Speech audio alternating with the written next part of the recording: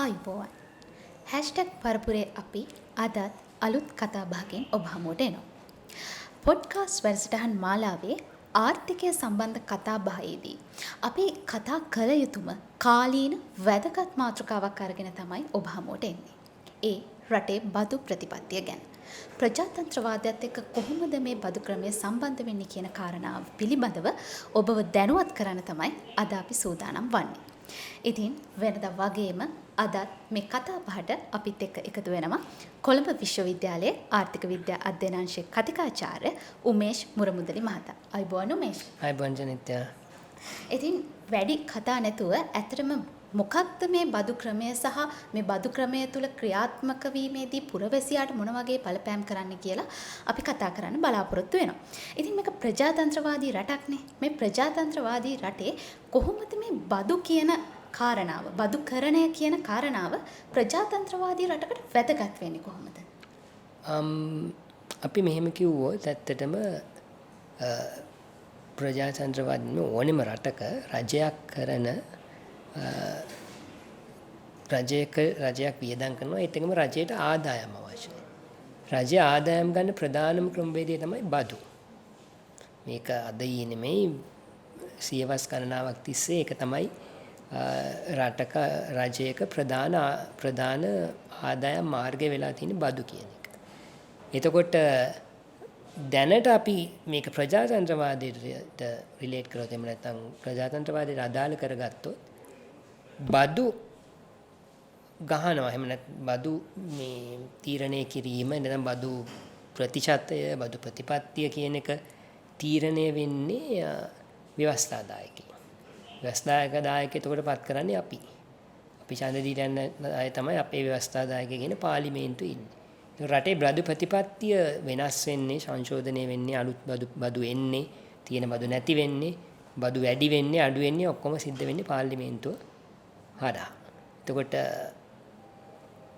ඒක හරහා තමයි රටේ රජය දරන්න පුළුවන් වියදම් වලට අවශ්‍ය කරන මුදල් හොයාගන්න. එහෙම මුදල් හොයාගන්න බැරි වුණාම ආයෙත් පාර්ලිමේන්තුවෙන් අනුමත කරගෙන ණය ගන්නවා.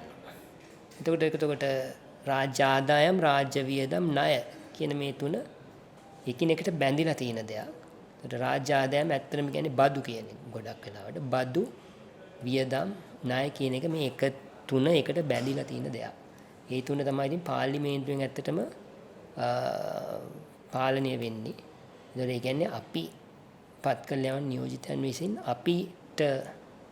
අපිව නියෝජනය කරමින් ගන්න තීරණ හරහා තමයි රටේ බදු ප්‍රතිපත්තිය වෙනස් වෙන එක සිද්ධ වෙන්නේ. ඔව්. දැන් ශ්‍රී ලංකාව කියන්නේ ප්‍රජාතන්ත්‍රවාදී රටක්නේ. එතකොට මේ බදු ප්‍රතිපත්තිය ක්‍රියාත්මක කිරීමේදී ශ්‍රී ලංකාවේ තියෙන ප්‍රජාතන්ත්‍රවාදය සහ බදුකරණය අතර සම්බන්ධය මොන වගේද? නෑ ඒක තමයි ජනිත්‍ය මම දැන් කලිනුත් කිව්වේ රට ප්‍රජාතන්ත්‍රවාදී වීම නිසා රටේ ව්‍යවස්ථාදායකයේ අනුමැතිය අවශ්‍යයි රටේ රාජ්‍ය මූල්‍ය කියන දේ ප්‍රතිපත්ති වෙනස් කරන්න. රාජ්‍ය මූල්‍ය ප්‍රතිපත්තිවල තියෙන ප්‍රධාන අංශ දෙකක් රාජ්‍ය වියදම් හා රාජ්‍ය ආදායම්. රාජ්‍ය ආදායම් කියන කොටස තමයි බදු කියන කොටස වැටෙන්නේ.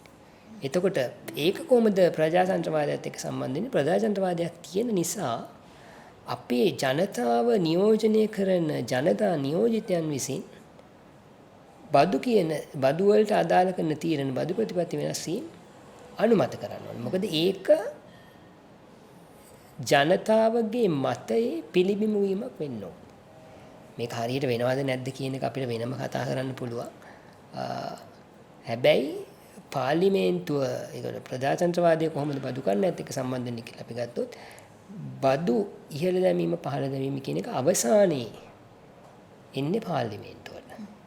පාර්ලිමේන්තුව හෙට දිනේ තීරණය කළොත් බදු අඩු කරන්න ඒක තමයි රටේ නීතිය වෙන්නේ. මොකද ඕන කෙනෙක් ඕන විදිහට බදු ගන්න බෑ. ඒක රටේ නීතියක් තියෙනවා. අපි දන්නවා නීති සම්පාදනය කරන්නේ පාර්ලිමේන්තුව කියලා. හරි. එතකොට ඒක බදුකරණයට පාර්ලිමේන්තුවත් එක්ක තියෙන්නේ ඊටාම සමීප බැඳීමක්. පාර්ලිමේන්තුව නැතුව බදුකරණයක් කරන්න බෑ. බදුකරණය එමන් නැත්තම් බදු ප්‍රතිපත්ති සියල්ලම තීරණය කරනු ලබන්නේ පාර්ලිමේන්තුව වගේ. ඒක තමයි තියෙන සම්බන්ධය. ඉතින් ඒ වගේම දැන් පසුගිය කාල වකවානුවේදී බොහොම කතා බහක් ඇති වෙන උපයන ආදායම මත බදු පැනවීම කියන කාරණේ. අපි දන්නවා සාමාන්‍ය පුරවැසියා ගන්න පරිප්පු ටික, සීනි ටික ඒකට සාමාන්‍ය වක්‍ර බදු අය කිරීමක් තමයි කාලාන්තරයක් තිස්සේ පැවතුනේ. ඊට පස්සේ තමයි මේ පසුගිය කාලවකවානුව තුළ ඍජු බදු පැනවීමක්. ඒ කියන්නේ ආදායම මත බදු පැනවීමක් සිද්ධ කරා. මේකට ගොඩක් විරෝධතා මතුවුණා සහ ගොඩක් අය උද්ඝෝෂණ කළා, විවිධ විවේචන එල්ල කරා. ඇත්තටම මේ බදු පැනවීම පිළිබඳව ඔබ දරන්නේ මොන වගේ අදහසක්ද සහ ඒක කළ යුතු දෙයක්ද? පැහැදිලිවම මේක කළ යුතු දෙයක්. මම ඒකට හේතුව යට කියන්නම්. ලංකාවේ අපි දැන් ණය ගෙවන එක නැවැත්වන විදේශ ණය ගෙවන එක తాවකාලිකව නැවැත්තුවා 2016 අප්‍රේල් මාසේ. එහෙම කළේ ලංකාවේ ණය ගෙවන්න සල්ලි නැති නිසා. ඩොලර් තිබුණෙත් නැහැ, සල්ලි තිබුණේ, රුපියල් තිබුණේ. රුපියලුත් නැහැ දැන් ගොඩක් වෙන අඩු වෙන පත් එක තිබුණා. එතකොට මේ අර්බුදයේ මුල තමයි රටේ ආදායම් අඩුවීම. රටේ රාජ්‍ය ආදායම අඩුවීම එක පැත්තකින්, අනිත් පැත්තේ රටේ විදේශ ආදායම අඩුවීම. ඩොලර් ආදායම අඩුයි රටට. රටේ රජයට ආදායම අඩුයි. රටේ රජයට ආදායම අඩු නිසා රජය කරන්නේ මොකද්ද කියලා ණය ගන්නවා අන්තිමට ණය කන්ද ගොඩ නැගෙනවා. එතකොට මේ ණය කන්දේ මුල වෙන මොකවත් නෙමෙයි බදු අඩුවීම. හරි කෙනෙක්ට කියන්න පුළුවන් අනේ වියදම් වැඩි, අරයට වියදම් කරනවා මෙච්චරක්, ඇමරිතුමාලට මේවා කරනවා වැඩි වෙන්න පුළුවන්. right? නමුත් ලොකු වියදමක් නෙමෙයි. මම ඒකෙන් අදහස් කරන්නේ හැම මන්ත්‍රී ඇමතිටම ඉල්ලන දෙන්න ඕනේ කියලා. මම කියන්නේ ඒගොල්ලන්ගේ ආදායම අඩු කළාත් අපි හිතමු ඇමතිලා මන්ත්‍රීලා ට ගන්න වඩියයි ඔක්කොම සියලුම දේ අපි ඉතාම අඩු කළා කියලා. ඒත් අපේ වියදම් ගොඩකින් අඩු වෙන්නේ නැහැ. අපේ ප්‍රශ්නේ තියෙන්නේ රාජ්‍ය ආදායම. ඒකට සරලම උදාහරණයක් කිව්වොත් ශ්‍රී ලංකාවේ රාජ්‍ය ආදායම දලදේශ නිෂ්පාදන ප්‍රතිශතයක් විදිහට 20%යි 1990. 2015 දී මේක බහිනවා 10%කට ආසන්න අගයකට. 2020 වෙද්දී 8%ක් වගේ අගයක්. දැන් ඔයාලට පේනවා එතකොට කොච්චර දුරට මේක අඩු වෙලාද කියලා. එනි රටේ මිනිස්සු සල්ලි හම්බ කරනවා.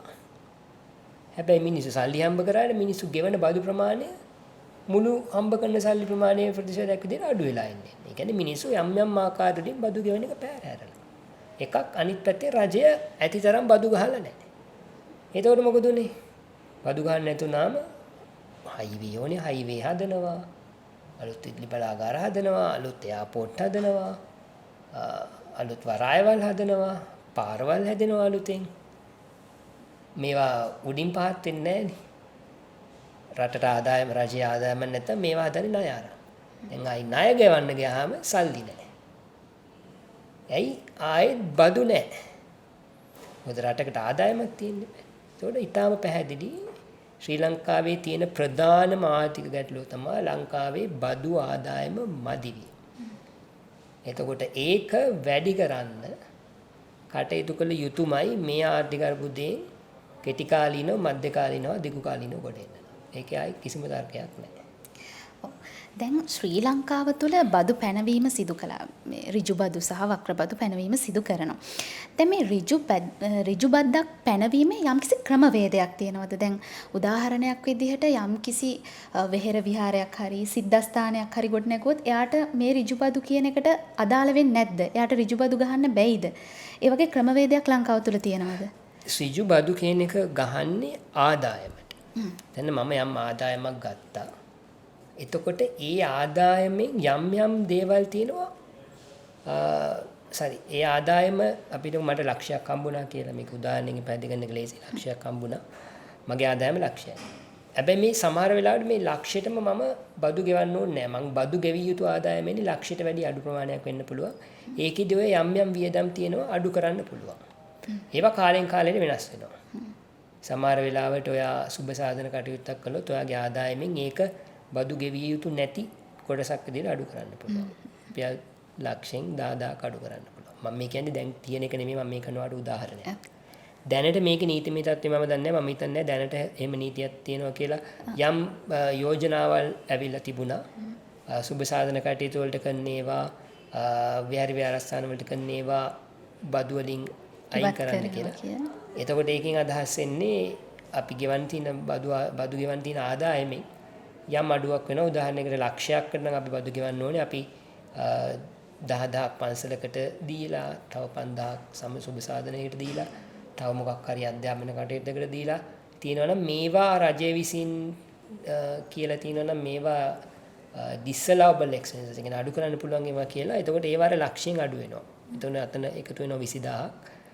ලක්ෂයෙන් 20000ක් අඩු වෙලා ඔයාට 80000ට තමයි ඔයාට ටැක්ස් ගෙවන්න වෙන්නේ. මේක මම මේකේ උදාහරණයක් විතරයි දැන්න තියෙන එක නෙමෙයි. නමුත් ඒ ආකාරයේ දේවල් දෙන නමුත් ප්‍රශ්නේ තියෙන්නේ ඔය ඔක්කොම මෙව කළත් සාමාන්‍යයෙන් එතන මේ මූලික ගැටලුව වෙන්නේ මුදල් උපයන අය විසින් නිශ්චිත බදු නොගෙවීම. ඒක තමයි ප්‍රධාන ගැටලුව බවට පත් වෙන්නේ. ඉතින් මම අහන්න කැමතියි දැන් අපි දන්නවා මේ දිනවල කතා බහට ලක් වෙනවා විශ්වවිද්‍යාල ආචාර්යවරු පවා රට අතහැරලා වෙන රටවල් වලට යනවා. විශේෂයෙන් අපි කියනවා බුද්ධිගලණය සිද්ධ වෙනවා. මේ ආදායම මත බදු පැනවීම කියන කාරණේ හේතු වුණාද මේ බුද්ධිගලණයට? එක ඒකට දැන් එක එකයි ගහුවොත් එක එක උත්තර දෙනවා වෙන පුළුවන්. අපි ගත්තොත් රජයේ වෛද්‍ය නිලධාරීන්ගේ සංගමය වුවොත් ඒගොල්ලෝ කියනවා මෙහෙම. විශ්වවිද්‍යාල ආචාර්යවරුන්ගේ සංගමයක් කියනවා. මට මෙතන ඇත්තටම තියෙන ගැටලුව මමත් විශ්වවිද්‍යාල ආචාර්යවරුන්ගේ සංගමේ සමාජිකයෙක්. නමුත් මෙතෙන්දි මම ප්‍රකාශ කරන්නේ මගේ මතය. මම ඔයාලට කලින් කිව්වා ලංකාවේ බදු අඩුයි කියලා. ඒකට ඊළඟට අපි ඉන්න ප්‍රශ්න තමයි කවුද මේ බදු වැඩි කරනවා නම් කවුද බදු ගෙවන්නේ? අපේ වක්‍ර බදු ඊටාම වැඩි. දැන් නෝ වැලියු ඇඩඩ් ටැක්ස් VAT එක තියෙනවා. ඊට අමතරව ආනයනය කරන භාණ්ඩවලට ඉහළ බදු ප්‍රමාණයක් ගහනවා. එතකොට අපේ ගොඩක් ආදායම එන්නේ වක්‍ර බදු වලින්. ඒ කියන්නේ ඍජු මේ කෙලින්ම ආදායම් ලබන අය බදු ගෙවනවා අඩුයි. අනිත් එක අපේ ගොඩක් තියෙන ඉන්ෆෝමල් ඉකොනොමි එක කියන්නේ අවිධිමත් ආර්ථිකය.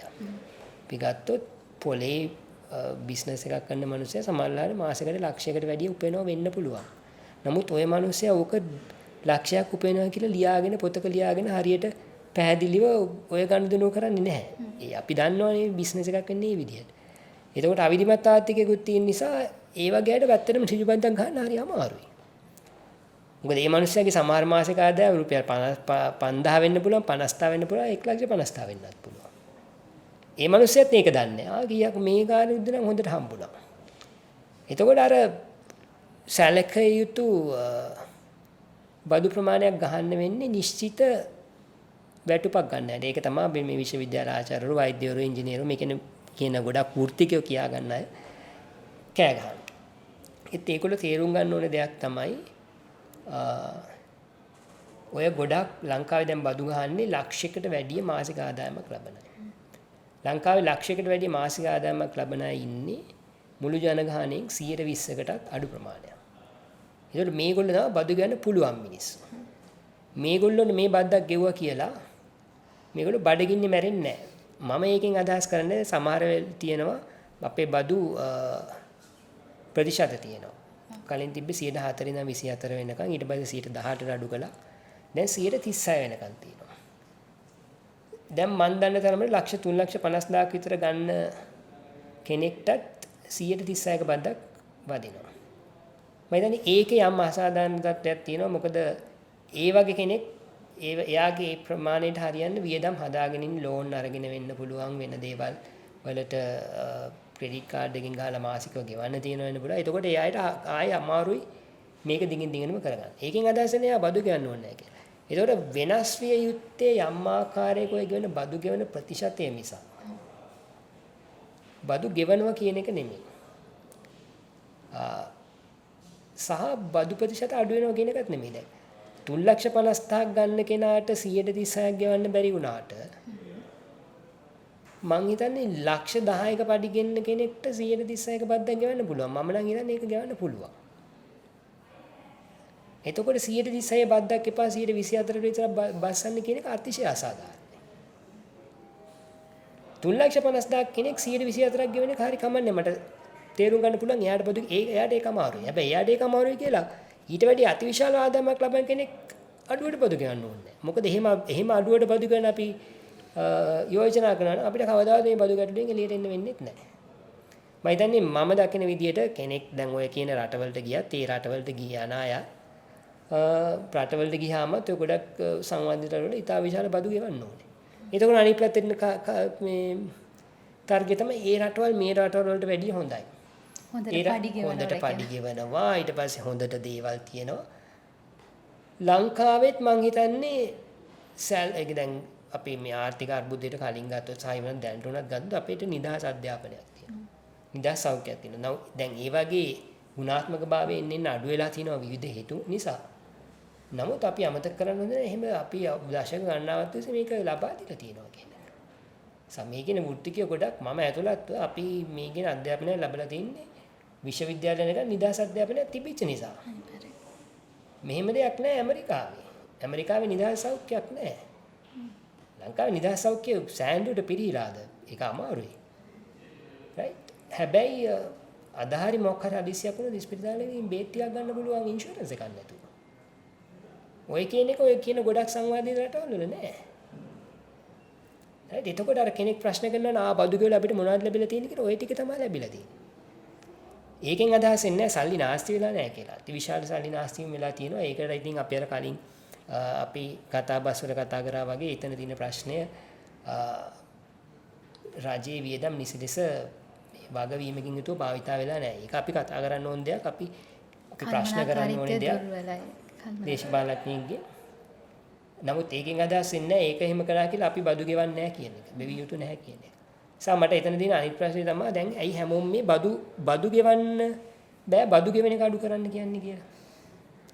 මේගොල්ලන්ට පුළුවන් සරලවම පෘථිගයන්ට තියෙන ප්‍රශ්නය මට පැහැදිලිවම මට වැටහෙනවා ඒගොල්ලන්ගේ පඩි අඩුව එක මේ බදු ගෙවුවම ඒගොල්ලන්ට ගෙදර ගෙනියන්න තියෙන මුදල් ප්‍රමාණය අඩු වෙන එක ප්‍රශ්නයක්. මෙවැනි උද්දමන තත්ත්වයක් එක්ක දැන් අපිටත් ප්‍රශ්නයක්.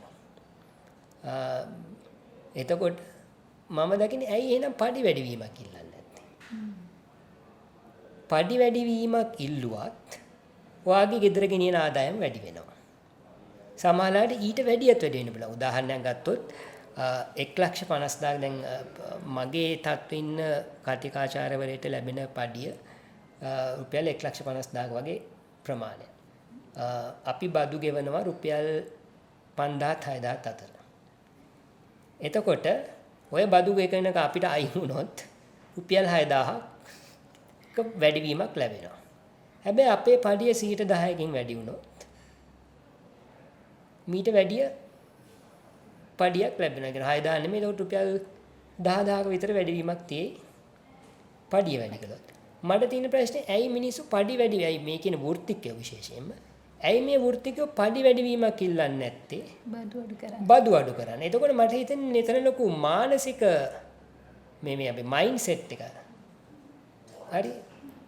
හිතන විදිහ ආකල්පමය ගැටලුවක් තියෙනවා. අපිට බදු ගෙවන්න බෑ. අපි බදු ගෙවන්න ඕනේ නෑ. නිකන් අර බදු කිව්වහම ඇඟට දැනෙනවා. ඇඟට දැන් හරි අමාරුයි දැන් ගෙවන එක. හරි ඉතින් ඇයි පඩි වැඩිවීමක් කිල්ලුවොත් ඔය මේ බදුත් ගෙවලා ගෙදර ගෙනින ගානත් පොඩ්ඩක් වැඩි කරගන්න පුළුවන්. එහෙම හිතලා නෑ. හිතලා තියෙන්නේ බදු අයින් කරපන්. ඒකට මට එතන පේන ලොකු ආකල්පමය අවුලකුත් මම හිතන්නේ මේ ආකල්පමය අවුලුත් විසඳ ගන්න නැතුව මේ රටේ ආර්ථික ප්‍රශ්න විසඳන්න බෑ. මේක ඇත්තටම කෙලින් කතා කරන්න අවශ්‍යයි මේ විදිහට බදු ගෙවන්න ඕනේ කියන එක. එතකොට ඒ අයට මම හිතන්නේ මම දකින විදිහට අවශ්‍ය වෙන්නේ බදු ගෙවන ගමන් ආදායම වැඩි වීම. ආදායම වැඩි වීම කටයුතු කරනවා නම් එතකොට ඔය කියන වෘත්තිකයන්ට ප්‍රශ්නයක් වෙන්නේ. ඒකයි මම කියන්නේ ඒ අයට සැලකිය යුතු ප්‍රමාණයක වැටුප් පැඩවීමක් ලබා දෙන්න. දීමාරා මේක ඇඩ්‍රස් කරනවා. එතකොට ඒ අය රට යන එක මයිග්‍රේට් කරන එක ඒක අපි දන්නේ නැහැ. සමහර අය බදු වලටම යනවා වෙන්න පුළුවන්. සමහර අය වෙන වෙන හේතුන් වලට යනවා වෙන්න පුළුවන්. නමුත් අපිට ඉතින් කෙනෙක් පිටරට යනවා නම් ඒක නවත්තන්න බෑ. ඒක කෙනෙක්ගේ අයිතිය. එයාලට කොහේ වැඩ කරන්න ඕනද කියන එක ඒකට රජය විසින් මැදිහත් වීමක් විදිහට මම දකින්නේ නැහැ.